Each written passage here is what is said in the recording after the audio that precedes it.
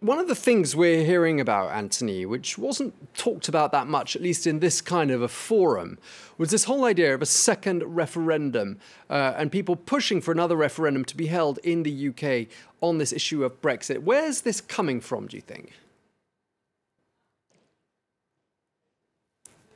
Well, I think that there is a sense that although there is goodwill in the room, there are efforts to strike a deal, there is a real attempt to bring the two sides together, they remain very far apart on one of the key issues, which is, of course, of trade. The question of Northern Ireland, a real sticking point, Theresa May saying that it is up to the EU now to make the move, and the EU saying that the Chequers plan just isn't good enough, that Theresa May has to go back to the drawing board. And so amidst that, there is the question of what happens if they don't strike a deal. And of course, if they don't strike a deal, one of the things that happens is that Britain crashes out of the EU, of course, with all of the possible consequences and disruption that that entails. And the other, of course, is the question of what happens politically in Britain. Does the government of Theresa May fall? And is there potentially, at some point in the future, another referendum? Of course, that's pure speculation at this point, but it's a measure of how tense the situation is, despite the efforts by the key actors to put on a brave face.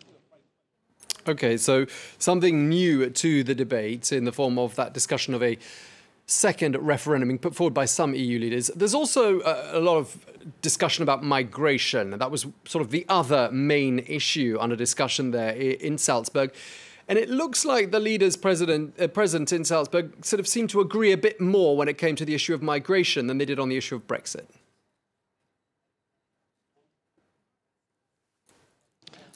One almost sensed that they were keen, eager to coalesce around the issue of migration. So great was the ultimate discord on Brexit, despite the brave faces. Brexit didn't really move forward at this summit here. But on the issue of migration, the key partners here at pains to stress that they've been reaching out to countries like Egypt, that they have agreement among themselves, that they're going to seek dialogue with other African states with an effort to stem the tide of migrants crossing the Mediterranean to the European Union. But of course, all that does is shift the attention away from the discord inside the European Union about, for example, the distribution of refugees and migrants across the territory of the European Union. There you have leaders like Viktor Orban of Hungary, who says, no way are we taking any migrants at all. And so the sense we got here at this summit was that the attempt was being made to shift